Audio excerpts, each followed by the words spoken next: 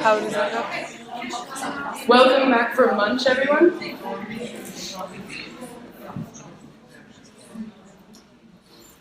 Did you guys have a nice lunch today? Yeah? Great. Okay. So I'm Jen Zart, the creative director of the Sophia Center Press, and it is my pleasure to introduce to you today Freedom Cole. Freedom got a bachelor's degree from the University of Massachusetts and then felt disillusioned and went to India, where he was adopted by a Brahmin family.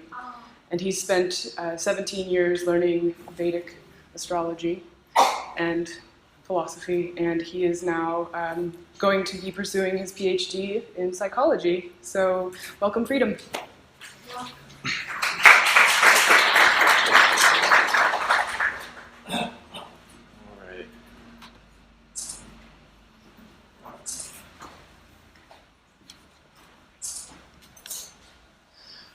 So I'm going to start by talking about this word daivagya.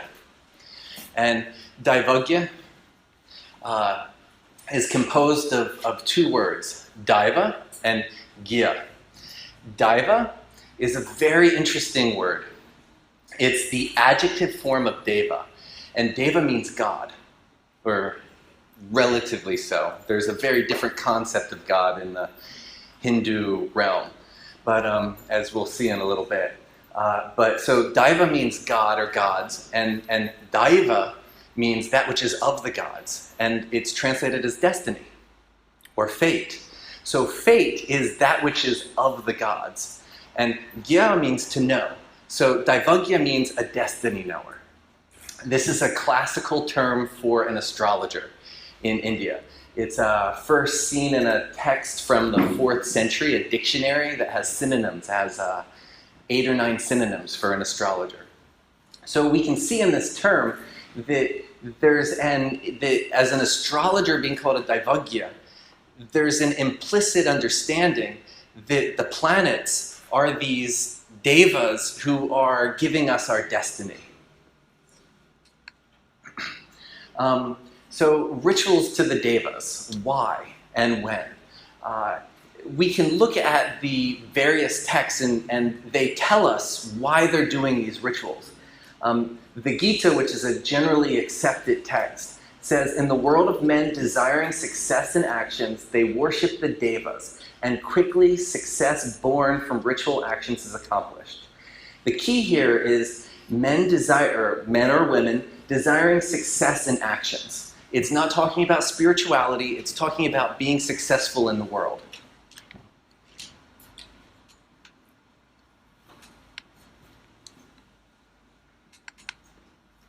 Let's freeze it. Okay, so when we look into the astrological text, because that was a religious text, there is a 8th century astrological text called Brihat Parashara Hora Shastra. And in there's a chapter on rituals to the planets. And it's called the Graha Shanti Adhyaya, the chapter on pacifying the planets. And it begins with the student. It's a dialogue between teacher and student. The student says, please explain the procedure for worship for the purposes of pacifying the planets. Sage, have compassion to benefit the welfare of humankind. So it's a big deal. It's, we're benefiting all mankind by knowing these rituals. Then the sage replies, I have described earlier the planets from the sun onwards, which control, adina, it's an important word that we'll see later, which control the happiness and suffering of all objects and created beings. Therefore, to fulfill, and this is key, this verse, this tells us why we do rituals to the planets from the Indian perspective. Therefore, to fulfill the desire for tranquility, the desire for prosperity, good intelligence, rainfall, longevity, the desire to be well-nourished and complete, rituals are practiced. So we can see that it's relatively matching the same opinion as the Gita. When we go to the oldest texts, we don't see planet worship directly. What we see there is much more the worship of the full moon, the new moon, the half moon, the solstices, the equinoxes, This is a picture of an image of Brahmana where it's explaining the actual what to do on the full moon.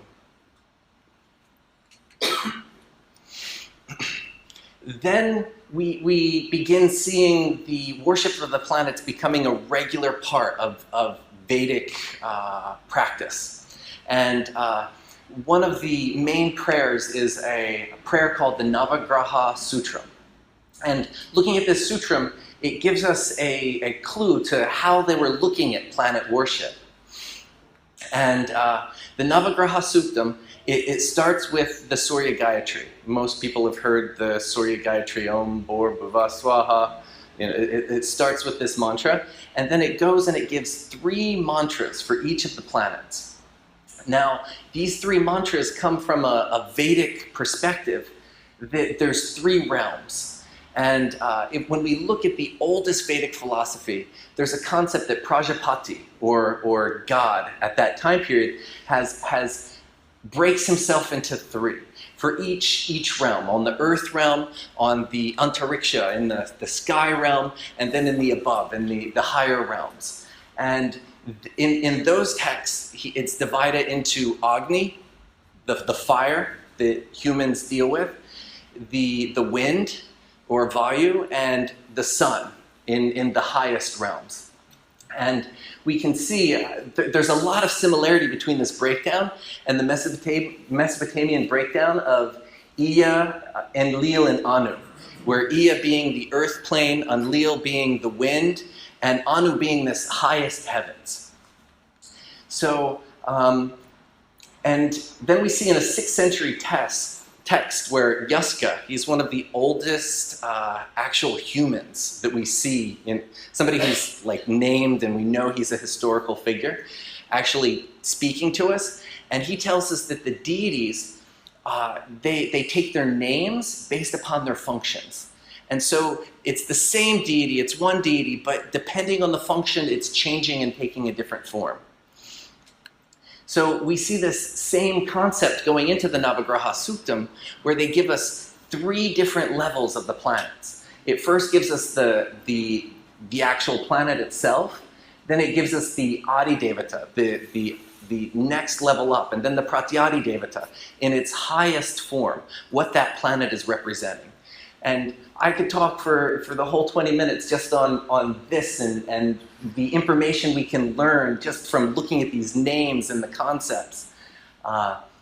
Here in parentheses, we see the sun is being called Aditya, which Aditya is a much older name of the sun. And water is being called Apas. So it gives us a certain idea of the time period that these names were put together. An important one to notice here is for Mars, it's Kshetrapal. And Kshetrapal are the protectors of the directions. Let's see. So we have for the sun, fire, for the moon, water. Mars is earth here. Mercury, and Mercury is Buddha with 1 D. Mercury becomes Vishnu. Jupiter is Indra. Venus becomes Indrani, the wife of Indra, the wife of the king of heaven. And Saturn is Prajapati, the lord of creatures. And Rahu, in this case, is representing ancestors. And the importance of this we'll see as it evolves in time. So this is our oldest correlation of planets to deities. And it's considered a Vedic practice. There's some people that have looked at Vedic astrology and they've said, well, there's no astrology as it's practiced now in the actual Vedas. But what we see in these mantras to the planets is that the first mantra for the sun is from the Rig Veda. The second mantra for the sun is an Agni mantra from the Rig Veda. The Shiva mantra or Pashupati mantra is coming from the Taittiriya Samhita. So all these mantras are coming from the Vedic texts where they're worshiping these planets. And if you are not a Vedika, if you're not somebody who's been trained in this tradition, you can't do any of the practices that are given here. So this is what's making it Vedic astrology, because the practices are Vedic for Vedic practitioners.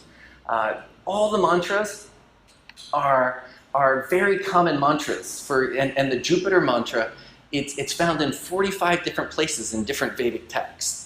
And so they chose that particular mantra to represent Jupiter. And they chose these mantras not always because they say the planet's name, but going back to Yaska, how he said that the deities are functional. They're about what they do. And so the mantras, it's not about the planet, but it's about what the planet does. So the mantra, when it is used to worship these deities, is the functional attribute of what that deity actually does. When we look at the mantra for the moon, it's called the apayaswa mantra. And it's a mantra that's generally done for the new moon. And I'll give a little sound of what it sounds like. Apayaswa sametute vishwata soma vrishnyam bhavava jasya sangate. So this is Vedic chanting, and somebody has to study years to be able to even chant that properly in the Vedic tradition. The meaning is grow to fullness, Soma. May you gather strength from everywhere, focusing on success and prosperity. So in general, when the moon is new, it's considered to bring ill health and poverty. So this mantra is functionally working to correct the what goes wrong with the moon. When we look at the Adi Devata mantra for Rahu, it's a mantra to the goddess Nirati, who's the dark goddess of poverty. And it's praying for her to release the bonds around my neck. When we look at the mantra for Ketu, it's a mantra from the Rig Veda that is comparing the rising sun to awareness, waking us up and making us be aware and see things. And Ketu is considered a planet of confusion. So the mantra is this planet that's bringing clarity, that's making us see and understand things. So this is how they pick these Vedic mantras to go with the planets. When we go into the astrological texts, in particular Brihat Shastra, these mantras, and it's using the same mantras from the Navagraha Sutram, which we just looked at, it takes one mantra, and for a remedial measure for the sun, you have to say that mantra 7,000 times. And then there's a fire ceremony and a donation that happens. And so this is how they, and it's 7,000 for the sun, it's 23,000 for Saturn. The picture here is a tree that's being worshipped as Saturn. So it's dressed in Saturn's black cloths, and they're offering to Saturn in that picture. The pacification chapter ends, and we read the first few verses. I kind of summed up the in-between, and it ends with, when there is suffering, ritual is done. The Creator has chosen or blessed to honor those who give honor. So there's this concept, as honor is being given, honor is gotten. It's as we put out, so we get back.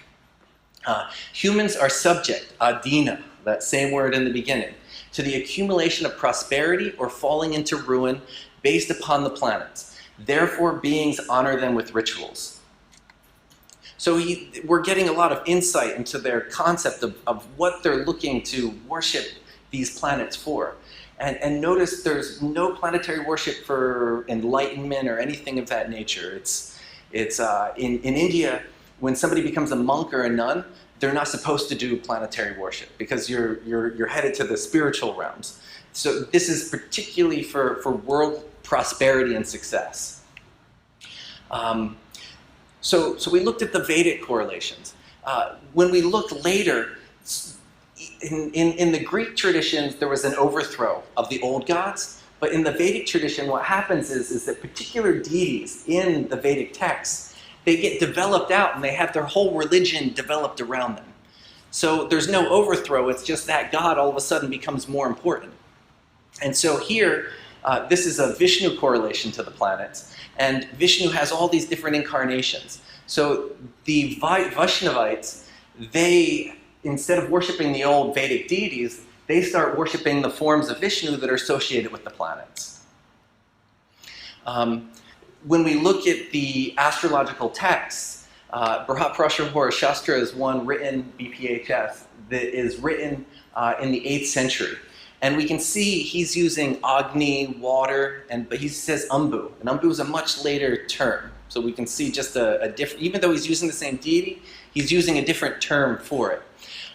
Vishnu, Indra, Indrani, and Brahma. And so here there's a very similar nature to the Vedic correlation. And then Jaimini, which is 100 years later, we can see all of a sudden a much different correlation here. And one of the big differences with Parashara is we see Skanda coming in here. And for Mars, remember I said notice Kshetrapal, which was a Vedic deity? They're all Vedic in this first list except for Mars. Mars all of a sudden became this war god, where before he was a protector god. And the actual term is Sikaji, which anybody who knows about the Yazidis with their peacock god, it's basically the same name as their god and getting adapted in here. Here is a Tantric list of goddesses, each correlated to the planets. And this is, in Bengal, this is how they worship the planets. It's a very Shakta tradition out there. And so they worship just standard. The sun is the goddess Matangi. Saturn is Kali. Venus is Kamalatmika. Jupiter is Tara. They wouldn't even think about using the other deities. So this right here is another text, Harihara, and his text, Harihara is the author, Prashnamarga is the name of the text. And this is about 16th century, and we can see that it's getting much more developed here. And this is coming, this text is coming from Kerala, South India. And so for the sun, it's Shiva in all signs, except for dual signs, the first and second decan change. Where the moon, instead of just giving one form of the goddess, if it's strong, it's Durga, if it's weak, it's Kali, if it's connected to Mars, it becomes an angry war goddess. We see with Venus, it's looking at the sattva, rajas, and tamas, meaning the consciousness of the signs. So the sattva signs are, if it's in the sign of moon, Jupiter, or sun, then it becomes this goddess Annapurna, who's this goddess of fullness and food. If it goes into Raja signs, which is Venus and Mercury, then it becomes Lakshmi. It's all about money. If it enters Tamasic signs, which are Mars and Saturn-ruled signs, it becomes Yaksha, which means nature spirits. It becomes basically Wicca, this level of nature magic happening. And so what I've given here is what's available textually. When we go into the actual oral tradition in India, we can find a lot more variation than this right here. So we see that all these planets are being perceived as gods, and depending on what the tradition is, they look at the astrological chart and the planets, and they turn them into deities. And then they figure out how that deity's feeling towards the individual. And there's certain combinations that mean that the gods are angry at you. And being aspected by two or more malefics and things of this nature makes the planet angry. I'm inserting here another word, Daiva Lekaka. And what that means is literally destiny writer, the person who writes your destiny. And this is the name of the person who draws your horoscope. Because he's writing out what your fate is. But he's writing out that which is of the gods. So there's that general understanding that he's writing and he's telling you what the gods are thinking and feeling and what they're giving an individual. So this is what I wanted to get to and spend the most time on. So we talked about the planets and how they're seen as gods. Then, and this is from Harihara as well, Prashnamarga, 16th century, and he basically takes all the different religious practices and puts them into different houses of the astrological chart. And so if a planet gets angry, how do we make that planet happy? what does a person comes to the astrologer, they're not able to have kids, they're not, everything that somebody would go to a doctor or a psychologist for in America, people in India go to an astrologer for. And they give them these astrological remedies. So for example, in the ninth house here, the ninth house represents dharma, it represents philosophy, it represents temples, and it also represents short journeys. So if there was a planet that was angry in that house, meaning that a deity is angry at you and causing blockages in your life, the person would be advised to take a pilgrimage. And so in our culture, there's people taking pilgrimages, but there's no reason and concept behind it. And so here, people just don't randomly take pilgrimages. There's a whole reason that they're being advised by their astrologer to take a pilgrimage to a sacred place of this deity. Let's see. So I'm gonna jump. The first house is the giving of a gift of the deity, something that represents the deity. And there's a concept that a temple is the body of the deity, and the deity inside is the actual soul. That's the whole temple is on the manifestation of that deity. So the gifting of an image of the deity or something that represents that deity is advised for a planet that's angry in the first house, or a god that's angry in the first house. So if somebody had Moon and a Mars sign, then it's an angry form of the mother goddess. Then they're advised to give an image of that angry mother goddess to the temple. I'm going to jump the second and third house for time. When we look at the fourth house, the remedy is doing some work for making the temple actually, if the temple's run down, going and working on the temple, they're donating to fix the temple, taking care of where the deity lives. So if a person had, for example, sun afflicted in the fourth house, they would go to a Shiva temple and they would help make that Shiva temple more beautiful.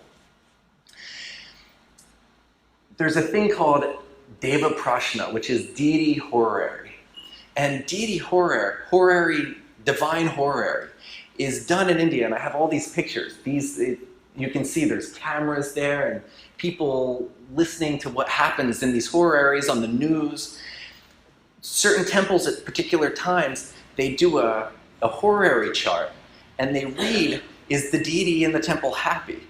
And where is it not happy? Are things being stolen from the temple? Does it not like the paint job of the temple? Does it want something, a new garden built? And so the priests who do this horary actually speak of what the deity inside that temple is wanting. And people take it very seriously. And a ritual like this will take 8 days as a standard. All the Brahmins get together, it's thousands of dollars to make this horary happen. All right. So I talked about planets manifesting as deities, religious rituals happening within the houses of the astrological chart, and how these various religious rituals are being chosen by people in India. Any questions? Yes. I'm very interested by the business about the intention of Yes. the microphone. Oh, sorry. Yeah. And I'll just repeat, you're interested about the intentions. And remember in the very beginning, I mentioned what the intentions were. Okay. So, would that be in relationship to a horary chart? The reason I'm asking is, Yes. Roger Hereford, one looking at, says when doing a horary, you need to know the intention behind the question. I'm wondering if they're related. When you're doing a horary in Vedic, what's the intention of the deity actually mean in practice for a horary point of view? So there's particular rules for Deva Prashna, where they make sure that Jupiter and the South Node are in particular places, and there's only particular priests that can do it who live a certain lifestyle, and so it's a pretty grand affair. but the intention is actually revealed of why the deity wants to know in that reading. The deity, they don't see it as them calling it, the deity has called them to do this divine prashna, and they speak what is being, through the astrologers. So the astrologer, both in the temple, is speaking what the deity in the temple is wanting and desiring, as well as in your life, how the deities are affecting you and what deities are guiding you and angry with you and bringing prosperity into your life or bringing poverty into your life. That's fascinating. Thank you very much. Thank You're welcome.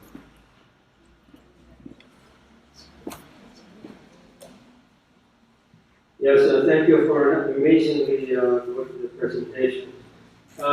Question, in the case of Hindu astrology, you see very many Indians will say that, our astrology is since the Vedas and so on and so on, whereas obviously their horoscopy, what current astrologers practice, is Hellenistic in origin.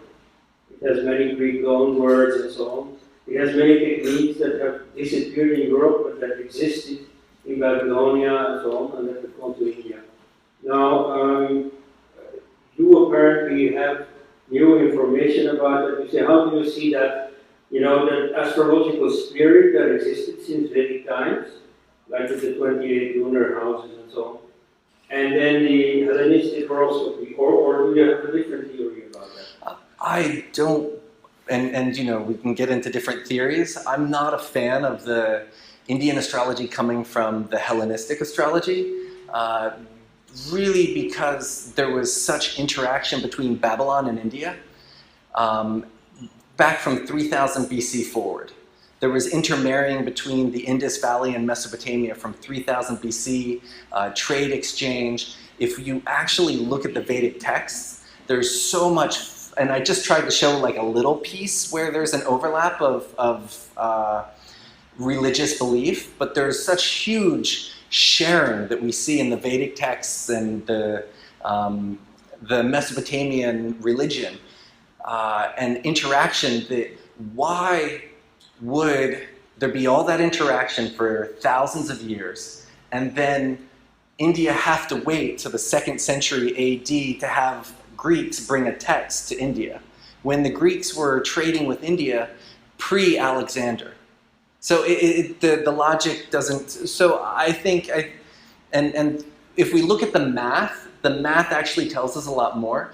A lot of the theories of Hellenistic astrology coming into India are based on timetables that were created before World War II that have not been updated with modern archaeology.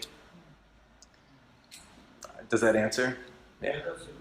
And so I can't say I have the final word, but I can definitely say the Hellenistic theory is highly lacking in archaeological evidence, being that there's so much in other areas.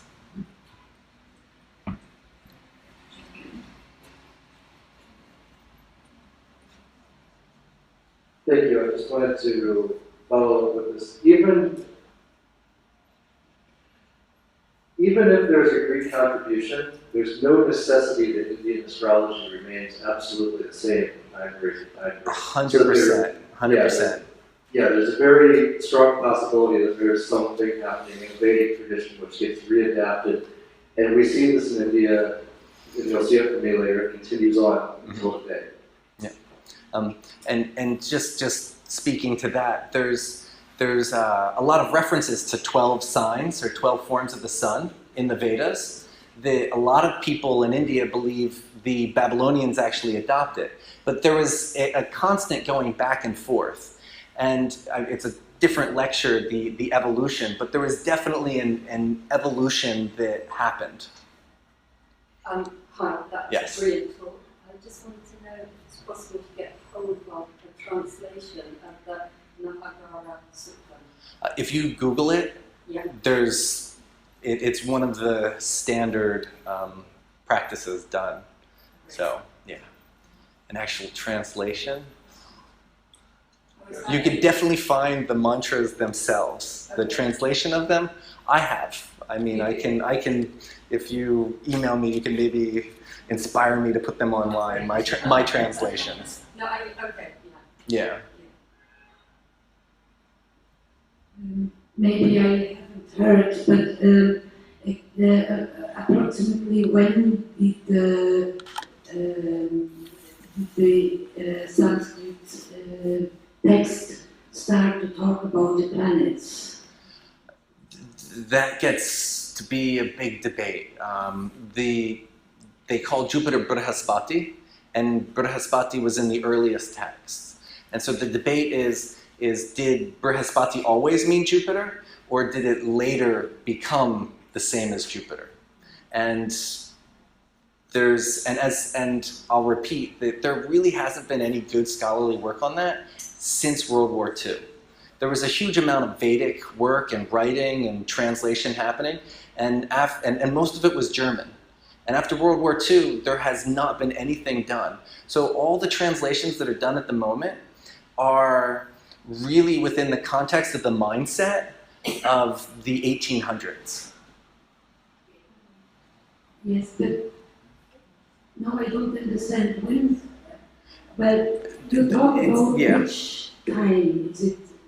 Because the reason why I ask this question is that I study astrology in Madagascar, and they have known an Indian calendar, but as far as I know, they don't talk about the planets in Madagascar, so that's why I try to put a bit of time on the introduction. From the BC to AD time period, we see them beginning to use planets and discuss planets. So whether we say 100 AD, 100 BC, somewhere in that time period, everybody agrees the planets showed up. How far earlier is up for debate depending on which scholar you talk to. Yeah. Thank you, Freedom.